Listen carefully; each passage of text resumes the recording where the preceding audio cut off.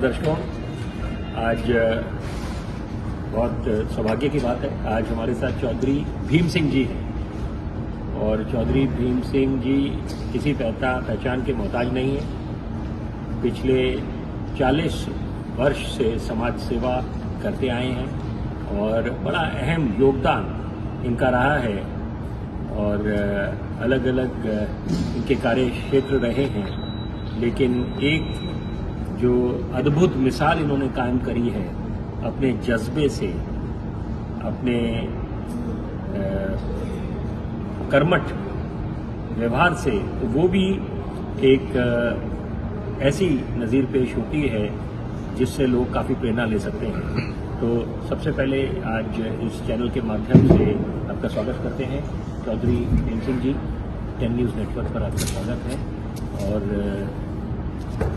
आप प्राचीन दुर्गा मंदिर हस्तिनापुर के भी अध्यक्ष हैं और आपने कई अहम वहाँ पर कार्य करे हैं और अलग एक मान्यता है प्राचीन दुर्गा मंदिर हस्तिनापुर की।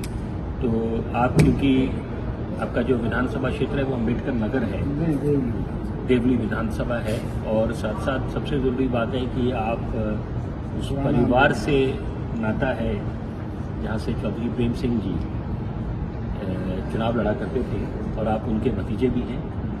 स्वर्गीय चौधरी प्रेम सिंह जी, कौन नहीं जानता उनको, जिनका नाम Guinness book of world record में दर्ज है, जो 55 वर्ष तक अपने विधानसभा से चुनाव लड़ते रहे, अम्बेडकर नगर से चुनाव नहीं हारे एक ही पार्टी से। तो अपने आप में जो कीर्तिमान उन्होंने स्थापित करा है वो अद्भुत भी है और विश्व में इकलौते ऐसे राजनेता हैं जिन्होंने वो ऐसी एक अद्भुत कीर्तिमान स्थापित करा है। तो यहाँ पर सबसे पहले जो जहन में एक सवाल आता है भीम सिंह जी कि यहाँ पर समाज सेवा को लेकर आपको प्रेरणा कहाँ से मिली? प्रेरणा मुझे अपने चाचा जी स्वर्गीय चौधरी प्रेम सिंह जी से, मैं बचपन से उनके साथ लगा रहा। उनका मुझ पर इतना प्यार था, हद से ज़्यादा प्यार था। और मुझे आज भी ऐसा लगता है जैसे मेरे चाचा जी स्वर्गवास नहीं हुआ, वो अभी यहीं पर हैं, जमीन पर ही हैं, जहाँ भी हैं। और उसके बाद उनके आशीर्वाद से हमें पूरा आशीर्वाद मिला है, हर तरह से कोई चीज़ की कमी नहीं है। मैं हस्तिनापुर मंदिर पे अध्यक्ष हूँ, उन्हीं के उसी से आशीर्वाद से मुझे अध्यक्ष बनाया उन्होंने। और वो प्राचीन, कितने वर्षों से आप अध्यक्ष हैं? मैं कम से कम 20 साल से अध्यक्ष हूँ। अच्छा। और उसके पहले हमारा प्राचीन मंदिर हमारे गुरु स्थान है और हमारे कुल गुरु हैं बाबा आनंद गिरी जी महाराज, जिनके आशीर्वाद से हमारा पूरा परिवार खूब फल फूल रहा है और मैं उनका आशीर्वाद कभी नहीं भूल सकता। और अपने चाचा जी का भी और अपने बुजुर्गों का भी कभी नहीं भूल सकता। बहुत खूब। तो आपने जैसे भी जिक्र करा चौधरी प्रेम सिंह जी का, निश्चित बात है कि वो ऐसे महानुभाव थे, ऐसी महान शख्सियत थे जिनसे लाखों करोड़ों लोगों को प्रेरणा मिली है और उनको अगणित लोग अपना रोल मॉडल समझते थे, अपना आदर्श समझते थे। तो यहाँ पर आज के युवा और आज का हमारा समाज, क्योंकि हम बात करते हैं नए भारत की, और तो यहाँ पर आप क्या एक संदेश देना चाहेंगे आज के युवाओं को? आज के युवाओं को ये संदेश है कि पढ़ाई खूब करें और समाज की सेवा के लिए शुरू से ही सामाजिक काम करने शुरू करें, जिससे आपको समाज में सेवा करने की आदत बनेगी तो आप राजनीतिक क्षेत्र में भी आओगे, सामाजिक क्षेत्र में भी आओगे और अपने परिवार के लिए भी अच्छा रहेगा और पूरे समाज के लिए आप कुछ दे पाओगे अगर ऐसा ही सेवा का अच्छी करो।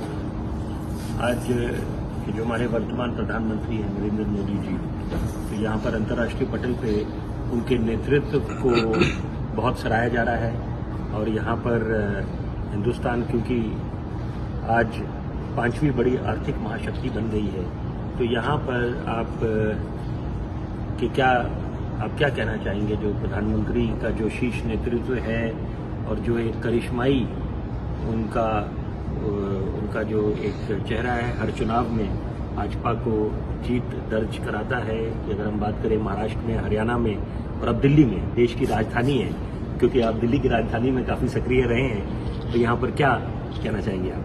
मैं ये कह रहा हूँ, ये जो चुनाव जीते हैं मोदी जी की वजह से जीते हैं।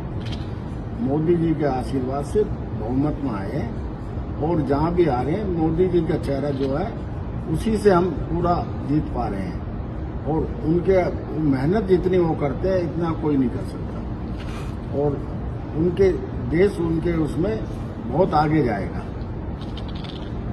आपने, क्योंकि कोरोना काल का जब दौर आया था, सदी की सबसे बड़ी महामारी, जब लॉकडाउन की घोषणा हुई तब भी आप अपनी टीम के साथ जुटे रहे, ये सुनिश्चित करने में कि लोगों को, खासतौर पे जो गरीबी रेखा के नीचे हैं, उनके पास कैसे राशन मुहैया हो, तो उसके बारे में थोड़ा आप जरूर और बताएं। जो हमारे जान पहचान में जो भी जानने वाले आए, जिनका मैसेज आया, जिनका कुछ सूचना आई, उनको हमने किट भिजवाई, अपने पर्सनल किट भिजवाए, क्योंकि जब शुरू नहीं हुआ था, और जब शुरू हुआ तो उसके बाद तो वो आने लगे, लेकिन उससे पहले हमने अपने पर्सनल किट जो भी हमारे पास आया, हमारे पास सूचना आई, हमने किसी न किसी के थ्रू उनको जरूर कुछ न कुछ मदद कराई।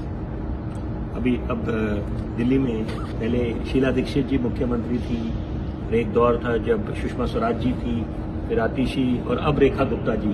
तो अब आपको क्या लगता है कि दिल्ली में मुख्य मुद्दे क्या हैं, कि आप क्या चाहते हैं? क्योंकि आप समाज सेवी तो हैं ही, आप साथ साथ एक दिल्ली के नागरिक भी हैं, तो यहाँ पर उम्मीदें काफ़ी हैं कि यहाँ पर हम लोग चाहते हैं कि हमारी दिल्ली भी एक अव्वल दर्जे का शहर बने, वर्ल्ड क्लास सिटी बने। तो यहाँ पर आप क्या कहना चाहेंगे कि इस समय क्या वो मुद्दे हैं जिनको प्राथमिकता मिलनी चाहिए? मुद्दे क्राइम का मुद्दा है, सफाई का मुद्दा है, रोड की मरम्मत है, और काफ़ी है।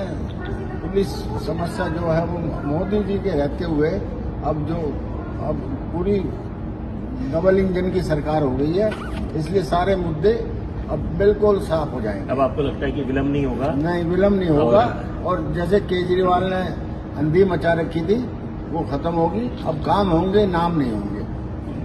तो अंत में आपसे सिर्फ ये पूछना चाहेंगे कि ये अभी जैसे आपने युवाओं को संदेश दिया, आपने बोला पढ़ाई लिखाई करो, तो यहाँ पर तवज्जो दी जा रही है खेलकूद को भी, क्योंकि खेलकूद से संपूर्ण विकास, कि पढ़ाई लिखाई की अपनी अहमियत है और साथ साथ खेलकूद।